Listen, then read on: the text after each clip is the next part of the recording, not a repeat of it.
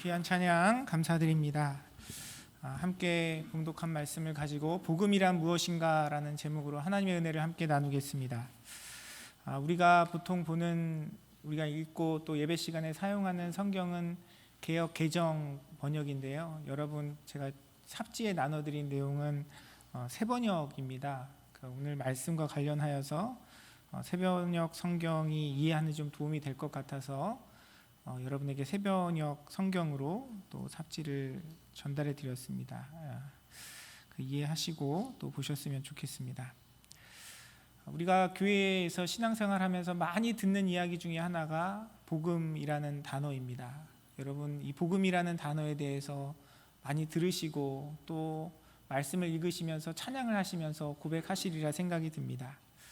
여러분이 이해하시는 복음은 무엇입니까? 여러분, 복음에 대해서 생각해 보실 때 먼저 머릿속에 떠오르는 것, 또 여러분의 입술과 마음 가운데 고백되어지는 내용은 무엇입니까? 오늘 본문 말씀을 통해서 이 복음에 대한 내용들 우리가 함께 고민해 보고 참된 복음은 무엇인지 우리가 좀 살펴보기를 원합니다. 그런데 이 복음에 대한 내용이 굉장히 중요하고 또 짧은 시간에 나누기 어려워요. 그래서 사실 복음에 이야기하고 있는 두 가지 핵심적인 내용 중에 한 가지는 제가 늘 말씀드리는 거고요. 다른 한 가지에 대해서 앞으로 한 3주, 4주 정도 함께 말씀을 나눠보겠습니다. 오늘 먼저 본문의 내용을 살펴보면요. 오늘 본문에서는 복음을 우리에게 설명하기 위해서 가짜 복음에 대한 이야기를 합니다. 그 가짜 복음에 대한 이야기를 하면서 소개되는 인물이 누구냐면 오늘 성경에서 기록하고 있는 시몬이라는 사람입니다. 우리가 앞서서 사도행전 내용을 함께 쭉 살펴보면서 지금 상황은 사마리아 땅 가운데 하나님의 복음이 전달되고 있는, 또 하나님의 말씀이 나눠지고 있는 그 상황 속에서 일어난 사건을 기록하고 있습니다. 그 사마리아 지역에 그 성에 시몬이라는 사람이 있었는데 오늘 말씀은 이 사람에 대해서 마술을 부려서 사마리아 사람들을 놀라게 하며 스스로 큰 인물인 체 하는 사람이었다라고 이야기를 합니다. 이 사람이 마술을 행하여서 어떤 초자연적인 어떤 일을 행하여서 사람들을 놀라게 하는데 오늘 성경에 기록되어 있는 뉘앙스를 보니까 그것이 참된 복음과 능력은 아니었던 것 같아요. 그래서 이 사람에 대해서 소개를 하면서 이 사람이 큰 사람이라고 이야기하고 있지 않고요, 스스로 큰 인물인 채 하는 사람이라고 이야기를 하고 있습니다. 이 스스로 큰 인물인 채 하고 있는 사람이 행한 것이 무엇이었냐? 성경은 마술이라고 이야기를 하고 있는데요, 제가 가지고 있는 그 성경 사전에 보니까 이 마술, 이 본문에 기록되어 있는 마술에 대해서 이렇게 정의하고 있습니다. 마술은 자신의 목적을 얻기 위하여 초자연적인 힘을 행하는 기술이라고 이렇게 설명하고 있어요. 우리가 마술을 하면 상식적으로, 과학적으로 일어날 수 없는 일이 일어나는 것을 마술이라고 우리가 일상에서도 이야기하잖아요. 그런데 이 본문에서 기록되어 있는 마술이 가지는 또 다른 중요한 특징, 의미는 무엇이냐면 자신의 목적을 얻기 위한 것이라는 것이죠. 자신을 위해서, 내가 원하는 것, 내가 바라는 것, 내가 소원하는 것을 이루기 위해서 사용하는 초자연적인 힘, 그것을 행하는 기술이 마술이다라고 이야기합니다. 이 사람이 행하는 그 마술을 보고 사람들의 반응은 어땠냐? 오늘 성경에 보니까 이렇게 기록하고 있어요. 사람들이 그를 하나님의 위대한 능력의 소유자다라고 이렇게 이야기했습니다. 이 사람이야말로 이른바 하나님의 위대한 능력의 소유자다라고 사람들이 그 사람을 보고 평가하고 이해했다는 것이에요. 그 사람이 정말 하나님으로부터 온 능력을 행하는 자가 아니었고 스스로 큰 자라고 자칭하는 자였지만 사람들은 그 사람이 행하는 마술을 보고 놀라며 그 사람에 대해서 하나님의 위대한 능력을 소유한 사람이었다라고 이야기를 했다는 것입니다. 이 사람이 마술을 행하고 놀라운 일을 행하였지만 그러나 그는 하나님의 참된 선지자가 아니었고요, 하나님께서 기뻐하시는 그 사역을 행하는 자가 아니었어요. 진정한 복음을 가진 자가 아니었습니다.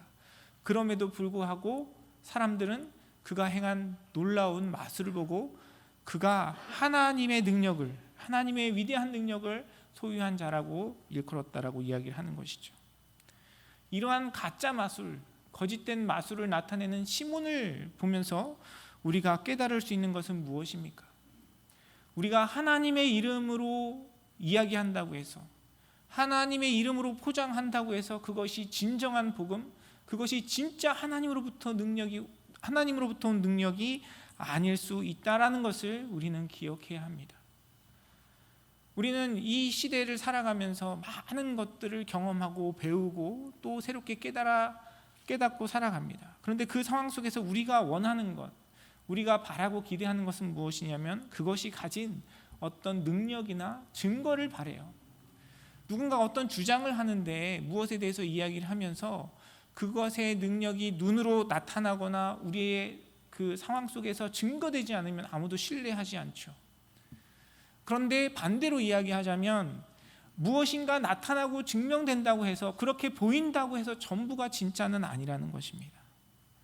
성경이 이야기하고 있는, 하나님이 우리에게 일깨워 주시는 참된 복음, 정말 진리는 무엇이냐면 철저하게 그 모든 것이 하나님의 말씀 안에 우리에게 주어져야 되고 일깨워져야 한다는 사실에 대해서 성경은 이야기하고 있습니다. 그래서 성경이 이야기하고 있는 것, 그 틀에서 벗어나면 어떤 열매가 우리 눈에 보이고 어떤 변화가 나타난다 해도 그것이 진짜가 아닐 수 있다는 것을 우리는 기억해야 합니다. 사람들이 환호하고 사람들이 반응하고 사람들이 많이 모인다고 해서 그것이 진짜가 아닐 수 있다는 것이죠. 성경은 분명히 우리에게 그 사실에 대해서 일깨워 주고 있습니다.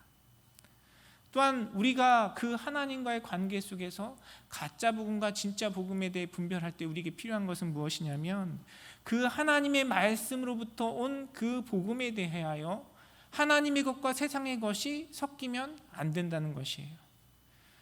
이 마술을 부려서 사마리아 사람들을 놀라게 했던 시몬에게 어떤 마술에 대한 초자연적인 그런 기술들이 있었고 모습들이 있었고 그에 대해서 하나님의 위대한 능력의 소유자라는 사람들의 평가가 있었지만 그가 행한 많은 것들이 하나님 보시기에 온전치 않았기 때문에 성경은 그가 참된 복음을 가진 자로 이야기하고 있지 않아요.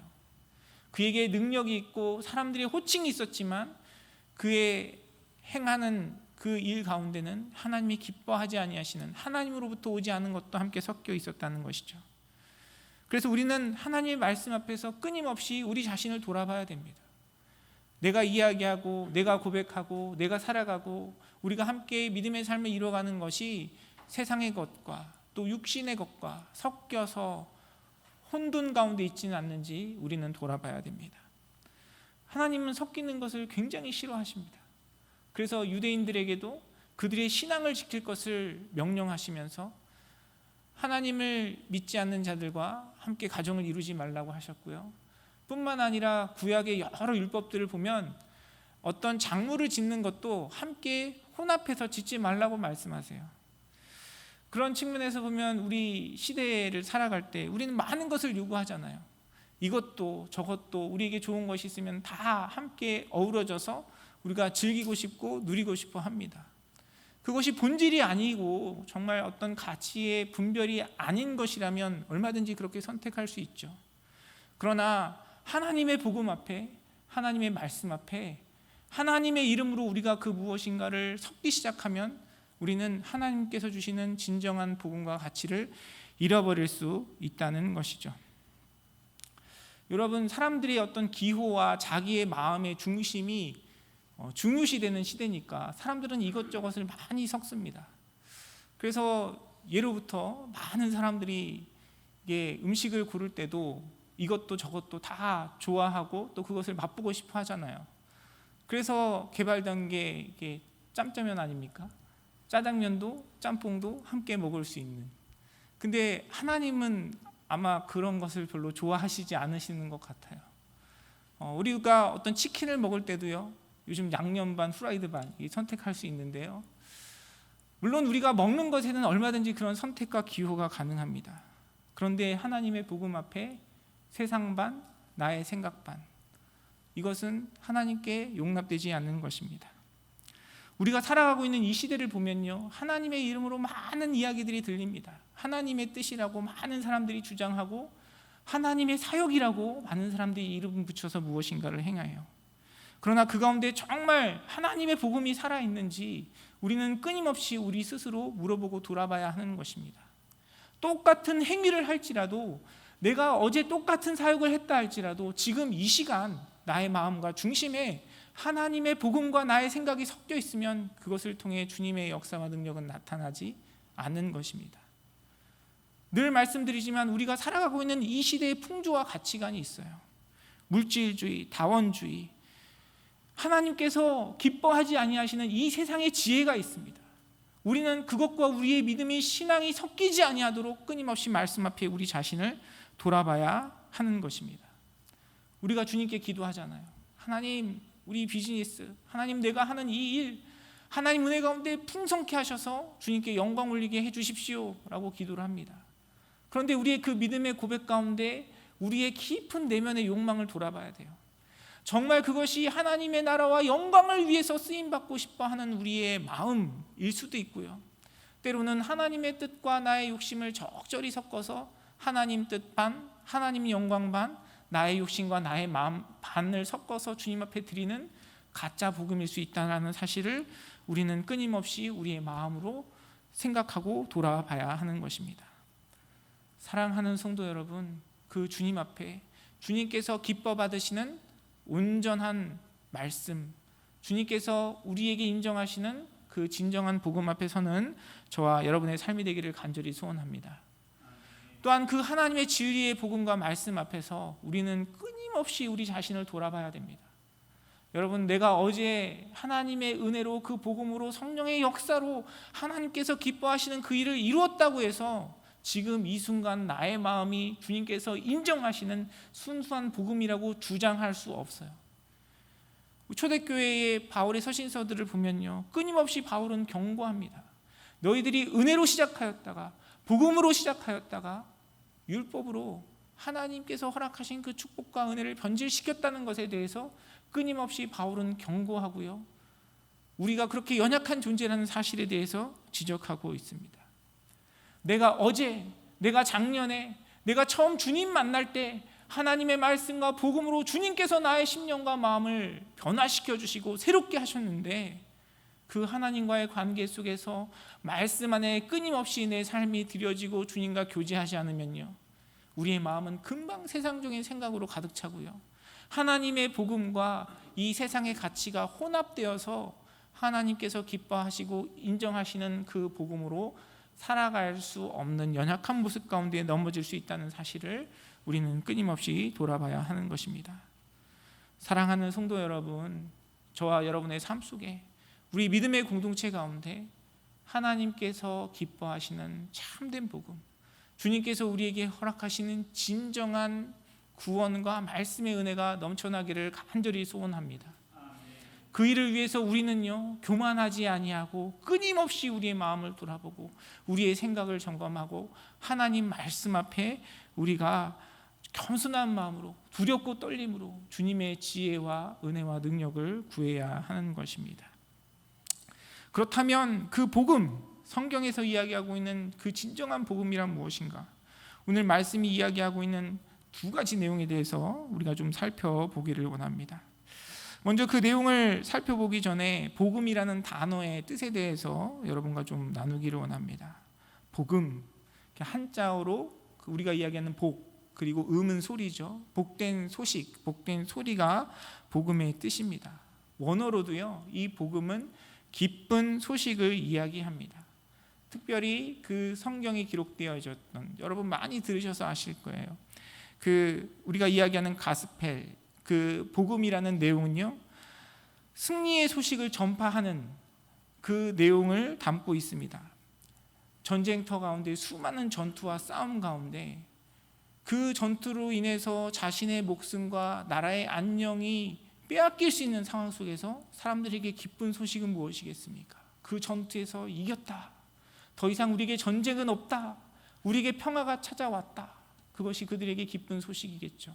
이것이 복음이 가지고 있는 단어의 원어적인 의미입니다.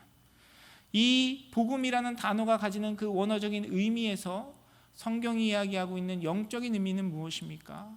그 영적인 전쟁 가운데 우리의 육체와 우리의 그 연약함 속에서 하나님께서 우리를 죽음 가운데서 사망의 권세로부터 자유케 하시고 승리케 하셨다는 그 기쁜 소식, 하나님께서 우리에게 행하신 그 구원의 소식이 우리에게 들려지는 것이 바로 복음이라는 것이죠.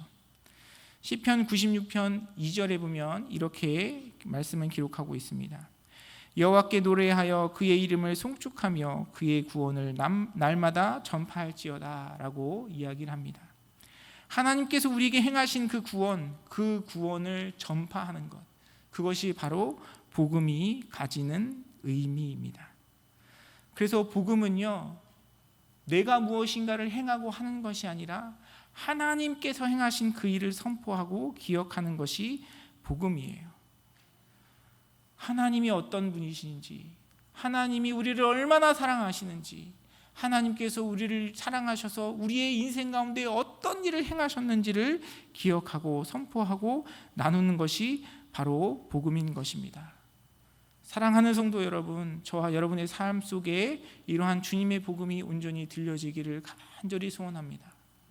여러분, 우리 그렇잖아요. 우리의 삶의 현실을 보고 우리의 삶의 어려운 부분들을 보고 또 때로는 이 험악한 세상 가운데 살아가는 나 자신을 보면요, 우리는 날마다 두려워하고 염려할 수밖에 없어요.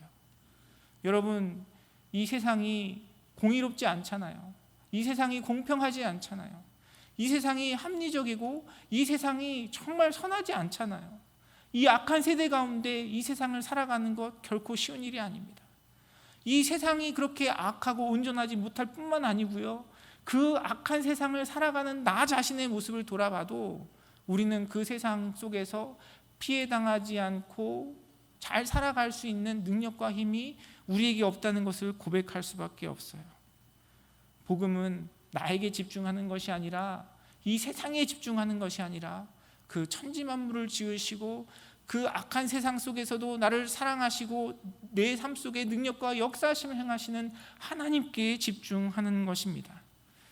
사랑하는 성도 여러분, 우리의 삶의 형편이 어떠하던, 내가 지금 경험하고 있는 고통과 아픔이 어떠하던 그 모든 상황 속에서 나를 사랑하시고 나에게 능력을 행하시고 무엇보다 허물과 죄로 죽었던 우리의 인생 가운데 예수 그리스도를 통하여 우리에게 능력을 행하신 하나님의 은혜와 주님께서 행하신 그 기쁜 소식들을 바라보시고 그 주님의 말씀에 청종하시는 사랑하는 성도님들의 삶이 되시기를 주님의 이름으로 축원합니다. 오늘 본문의 말씀은 그 기쁜 소식, 복음에 대해서 크게 두 가지를 얘기하고 있어요. 12절의 말씀은 이렇게 기록합니다. 그런데 빌립이 하나님 나라와 예수 그리스도의 이름에 관한 기쁜 소식을 전하니 라고 이야기를 하고 있습니다. 이 사마리아 지역에 시몬이라는 사람이 거짓 복음, 그의 마술을 가지고 많은 사람들을 놀라게 하고 하나님의 능력의 소유자다라고 일컬음을 받았지만, 그 지역에 사도 빌립이 예수님께 은혜를 입은 빌립이 복음을 전하고 그 가운데 주의 사랑을 나누었습니다. 근데 그가 전한 기쁜 소식의 내용이 무엇이었냐? 오늘 본문은 두 가지에 대해서 이야기해요. 하나는 하나님 나라고요, 예수 그리스도의 이름에 관한 기쁜 소식이 바로 복음이라는 것입니다.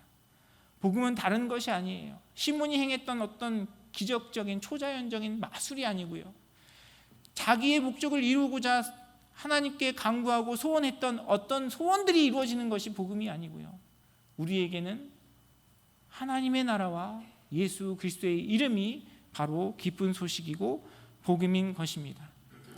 사랑하는 성도 여러분, 저와 여러분의 삶 속에 또 우리 믿음의 공동체 가운데 주님께서 우리에게 주신 참된 복음, 그 기쁜 소식이 온전히 들려지기를 간절히 소원합니다. 예수 그리스도의 이름에 관해서는 제가 여러 번 여러분들과 함께 나누었습니다. 우리가 지난주에도 예수 그리스도에 대해서, 예수 그리스도의 이름에 대해서 함께 이야기를 했죠. 예수가 그리스도시다, 예수가 구세주시다라는 사실을 받아들이는 겁니다. 그리고 그 예수가 그리스도시다라는 믿음의 고백에는 하나님의 창조 앞에 타락한 나의 존재, 그리고 그 타락한 나를 구원하여 주신 예수 그리스도의 구속의 사역과 그리고 구원하여 주신 주님의 은혜 속에서 주님과 동행하며 살아가는 삶을 고백하는 것이 다 담겨 있다라고 여러분에게 여러 번 말씀을 드렸어요. 제가 자꾸 얘기하고 싶어서 하는 게 아니고요. 사도행전의 말씀이 우리가 사도행전 1장부터 쭉 살펴보고 있는데 계속해서 우리에게 이야기하는 거예요. 우리에게 선포하는 겁니다. 우리의 믿음과 복음은 다른 것이 아니라 예수가 그리스도이신 것을 믿는 것이고 그 믿음 안에 살아가는 것이다라는 사실에 대해서 우리에게 줄기차게 이야기하는 것이죠. 이 부분에 대해서는 제가 여러분과 여러 번 또 앞의 내용들을 통해서 나누어서 이 부분은 생략하고 넘어가도록 하겠습니다. 그러면 다른 하나 우리에게 기쁜 소식, 그것은 무엇이냐? 성경은 우리에게 그것이 하나님 나라라고 이야기를 합니다. 하나님 나라에 관한 기쁜 소식. 이 하나님 나라에 대한 기쁜 소식에 대한 내용을 앞으로 몇 주간 여러분과 함께 나눌 텐데요. 하나님 나라가 왜 우리에게 기쁜 소식이 되느냐? 그것에 대한 고민과 또 묵상들을 함께 나눠보기를 원합니다. 여러분, 우리가 나라라고 하면, 국가라고 하면 가져야 될 기본적인 요소가 있습니다. 여러분 학창 시절에 학교에서 공부 열심히 하셨을 텐데 초등학교 때부터 계속 배워왔던 것 같아요. 국가의 3대 요소, 여러분 뭔지 기억하십니까? 국가, 나라가 존재하려면 3가지 기본 요소가 있어야 한다고 얘기해요. 네, 하나가 뭐냐면요. 네, 말씀하셨네요. 네, 감사합니다. 공부를 열심히 하셨나 봐요. 학창 시절에. 제가 여기도 적어놨는데 국민, 영토, 주권, 이것이 나라의 3대 요소입니다. 나라가 존재하려면요, 그 나라를 구성하고 있는 국민이 있어야 되고요. 그리고 그 국민들이 함께 살아갈 터전인 영토가 있어야 되고, 그리고 그 국민들과 그 땅에서 이 사람들이 가지고 있는 그들의 주권이 있어야 한다는 것이죠. 성경에서 이야기하고 있는 하나님 나라에도 이 비슷한 내용들이 있습니다. 완전히 일치한다고 이야기할 수 없지만 우리가 하나님 나라에 대해서 이해하는 데 큰 도움을 얻을 수 있어요. 오늘은 그 여러 가지 중에서 먼저 국민에 대한, 하나님 나라의 국민에 대한 내용들을 함께 나누기를 원합니다. 하나님 나라의 3대 요소, 이 3대 요소를 국가의 3대 요소와 비유해서 한번 적어봤습니다. 국민은 어떤 사람들입니까? 하나님 나라를 이루고 있는 그 하나님 나라의 국민들, 그 사람들은 어떤 사람이겠어요? 하나님의 부르심을 받은 하나님의 백성입니다. 여러분, 천지 만물이 다 하나님께서 창조하신 것이죠. 이 세상에 하나님의 것이 아닌 것이 없습니다. 그런데 이 땅을 살아가는 모든 사람들이 다 하나님 나라의 백성입니까?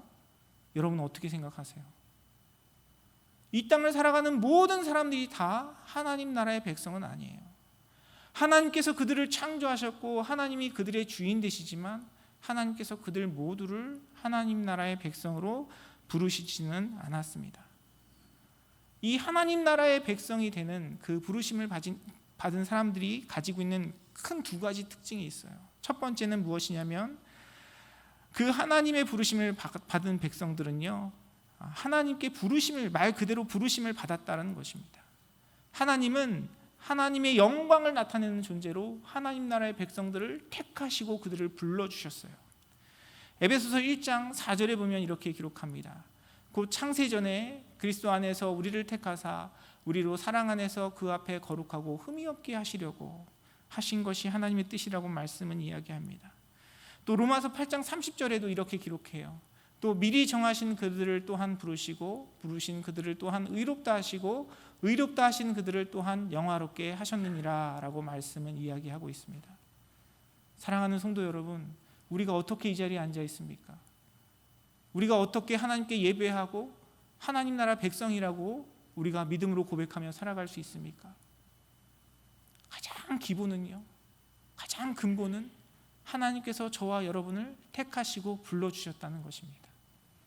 하나님의 은혜로, 하나님의 사랑으로, 하나님의 자비하심으로 저와 여러분의 삶을 불러주신 것이 하나님께서 우리의 인생 가운데 행하신 주님의 놀라운 능력이고, 그 능력과 사랑 안에서 우리가 하나님의 자녀가 되었고 하나님 나라의 백성이 되었다는 사실을 성경은 기록하고 있는 것입니다. 사랑하는 성도 여러분, 여러분의 마음과 심령 가운데 내가 하나님께 부르심을 받은 하나님 나라의 백성이라는 사실에 대한 분명한 믿음의 고백이 있으시기를 주님의 이름으로 축원합니다. 내가 정말 주님을 믿는다고 이야기하면 우리가 그 사실을 부정할 수 없어요. 목회자로 하나님의 말씀을 전하고 나누는 제 삶 속에서도 제가 뭔가를 공부하고 어떤 여정과 또 어떤 학업의 과정들을 거쳐가서 이 자리에 선 것이 아니라 또 고백하고 고백할 수밖에 없는 것은요, 전적인 하나님의 부르심이라는 거예요. 저의 완악한 마음, 저의 교만한 마음, 하나님께서 기뻐하지 아니하시는 저의 육체의 본질을 생각하면 이렇게 살아갈 수 없는 자예요. 하나님이 부르시고 제 삶 가운데 역사하시고 하나님께서 능력을 나타내 주지 않으셨으면 저는 주님의 자녀로 하나님 나라의 백성으로 살아갈 수 없는 연약한 죄악된 존재라는 것을 고백하지 않을 수 없습니다. 저의 인생만 그런 것이 아니잖아요. 우리 사랑하는 성도님들의 삶도 주님께서 그 은혜 가운데 불러주신 줄 믿습니다. 제가 항상 성경 공부를 하거나 성도님들과 모임을 할 때 그런 말씀 많이 드려요. 그 모임에 이제 나오시는 분들은 일단 무한한 책임감과 이렇게 부담감을 가지고 나오십니다. 어떤 성경 공부 모임을 시작하거나 공부를 할 때 시작했으니까 끝을 봐야지, 열심히 해야 되는데 내가 분주한 삶 속에서 이것을 다 끝낼 수 있을까? 내가 여러 가지 바쁘고 분주한 상황 속에서 이 말씀을 배우고 나누는 일들 가운데 시간을 내고 열정을 다할 수 있을까? 항상 이런 두려움들을 가지고 계세요. 그때 제가 항상 우리 성도님들께 드리는 말씀이 있어요. 지금 이 자리에 앉아 계신 건 우리 성도님의 마음과 의지만으로 하신 것은 아니잖아요. 제가 항상 말씀을 드립니다. 여러분, 내가 예배의 자리에서 하나님을 찬양하고 주님을 경배하며 살아갈 것이라고 여러분 생각하고 살아오셨습니까? 물론 어렸을 때부터 모태신앙으로 또 믿음의 관계 속에서 하나님과 변함없는 신실한 관계를 살아오신 분들도 계시겠죠. 하지만 우리의 인생이 그렇게 눅눅하지 않잖아요. 그렇게 주님을 믿는 믿음 안에서 자라왔다고 생각했는데 어느 순간 우리가 소위 말하는 시험에 들기도 하고요.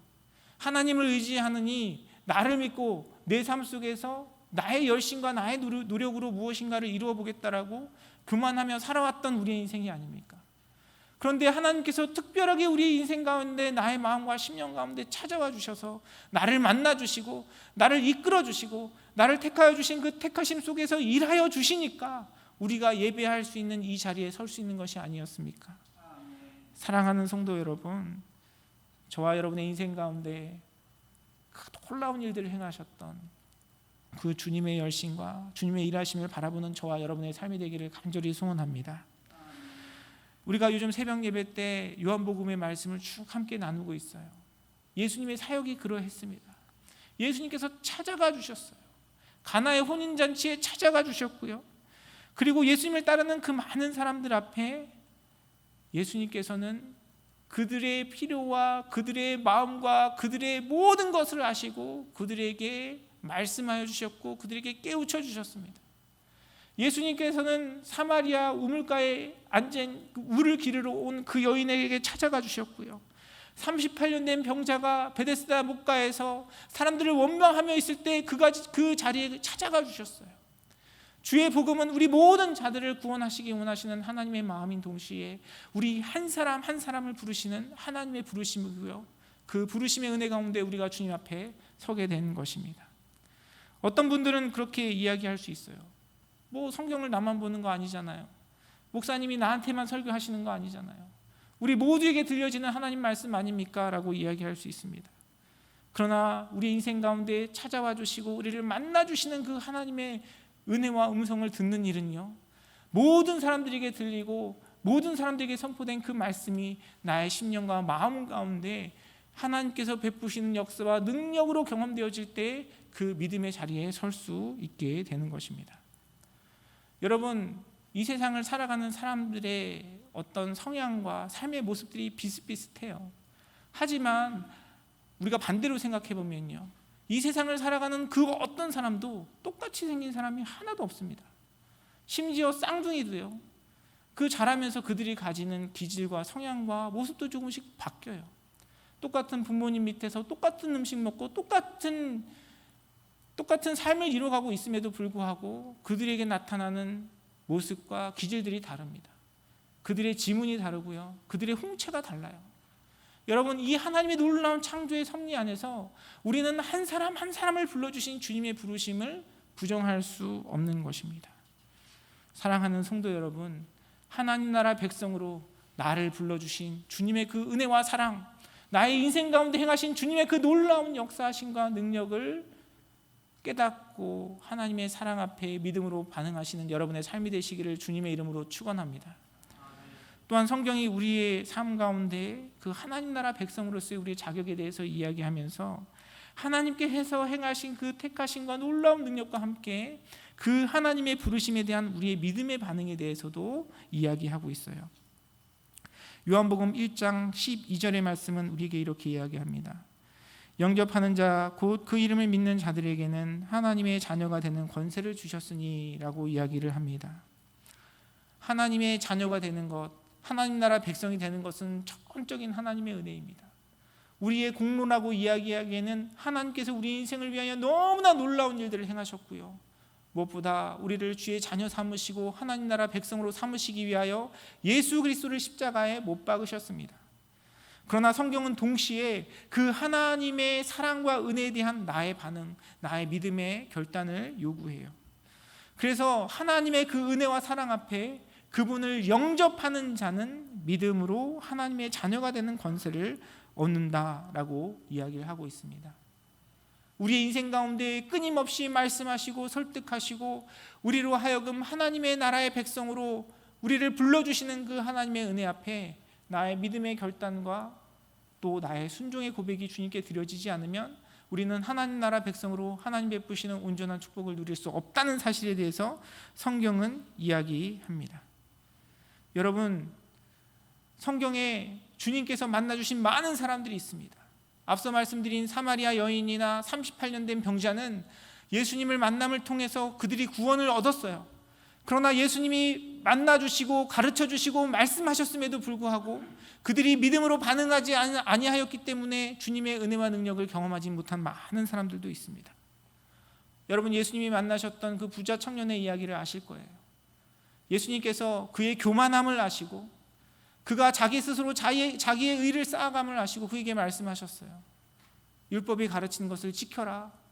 그 자가 이야기합니다. 주님, 저 다 지켰습니다. 주님, 다 지켰습니다. 그런데 예수님은 그의 약점을 아셨어요. 그가 다 지키지 못했지만 지키는 척 했던, 자기 스스로 자기를 높였던 그의 교만을 아셨어요. 그래서 네가 가진 것 다 팔아서 가난한 자에게 나눠주라고 예수님 말씀하시니까 그가 말없이 예수님 곁을 떠났습니다. 예수님께서 직접 그와 만나주시고 그에게 말씀하시고 그에게 깨우쳐 주시기 원하셨지만 그가 믿음으로 반응하지 못해서 주님을 온전히 만나지 못했던 것이죠. 우리는 예수님과 함께 동거동락했던 가룟 유다의 이야기도 너무나 잘 알고 있습니다. 예수님과 함께 다니면서 예수님의 제자들 중에 재정을 감당하였고 예수님의 그 가르침 속에서 예수님의 기적을 바라보았고 예수님께서 가르쳐 주시는 말씀을 들었지만 결국은 그리스도가 되시는 그를 온전히 받아들이지 못하고 자기의 죄를 자기의 능력과 자기의 책임으로 감당하려 하였기 때문에 그는 스스로 목숨을 끊을 수밖에 없었어요. 그는 끊임없이 예수님과 동행하면서 주님의 말씀을 들었지만 깨닫지 못했다는 것입니다. 예수님의 그 가르치심과 사역 가운데 끊임없이 쫓아다녔던 수많은 유대 지도자들, 바리새인들도 마찬가지입니다. 그들이 예수님의 사역을 폄하하고 예수님을 책망하고 비난하려고 예수님을 열심히 쫓아다녔지만 결국 그들에게는 예수가 그리스도시다라는 그 복음이 들려지지 않았던 것입니다. 그 들려진 복음 가운데 그들이 믿음으로 반응하지 못했던 것이에요. 사랑하는 성도 여러분, 우리에게 찾아와 말씀하시고 우리를 포기하지 아니하시고 끝까지 사랑하시는 주님의 사랑 앞에 그 사랑을 믿음으로 받아들이고 예수 그리스도를 영접함으로 하나님의 자녀가 된 권세를 누리시는 사랑하는 성도님들의 삶이 되시기를 주님의 이름으로 축원합니다. 여러분, 여러분의 마음을 돌아보시길 원해요. 여러분의 심령은 주님 앞에 어떤 고백을 올려드리고 계십니까? 하나님 앞에 나의 죄인됨을 고백하고 그럼에도 불구하고 내가 아직 죄인 되었을 때 나를 불러주신 주님의 그 사랑을 깨닫고 그 사랑 안에서 지금도 역사하고 계시는 하나님을 바라보고 계십니까? 나에게 행하시는 주님의 그 놀라운 사랑과 주님의 그 은혜 앞에 나를 위해 십자가 지시고 부활하신 예수 그리스도를 나의 구세주로 영접하고 그분을 믿는 믿음으로 여러분 살아가고 계십니까? 사랑하는 성도 여러분, 겸손한 마음으로 우리의 마음을 돌아보고 하나님 나라의 백성으로 우리를 불러주시고 그 부르심 가운데 믿음으로 반응하며 그 삶 가운데 동행하기를 원하시는 하나님의 부르심에 순종하는 저와 여러분의 삶이 되기를 간절히 소원합니다. 복음은요, 우리 눈에 나타나는 어떤 표적이나 우리 눈에 나타나는 어떤 초자연적인 현상이나 나의 목적이 이루어지는 것이 우리에게 복음이 아닙니다. 주님은 우리의 연약함도 고치시고 우리의 문제도 해결해 주시지만 우리가 듣고 깨달아야 할 진정한 복음은요, 우리가 하나님 나라의 백성으로 부르심을 받아 그 부르심 속에서 주님의 그 부르심에 믿음으로 반응하며 주님과 동행하는 삶을 살아갈 때 그것이 우리에게 주어진 진정한 기쁜 소식이고 하나님의 축복이 되는 것입니다. 저와 여러분의 삶 속에 우리 믿음의 공동체를 통하여 우리에게 들려주신 그 주의 복음이 온전히 깨달아지고 그 복음에 믿음으로 반응하며 하나님께서 허락하시는 복된 삶을 이뤄가는 우리 사랑하는 성도님들의 삶과 우리 믿음의 공동체가 되기를 주님의 이름으로 축원합니다. 기도하겠습니다. 살아계셔서 역사하시는 아버지 하나님,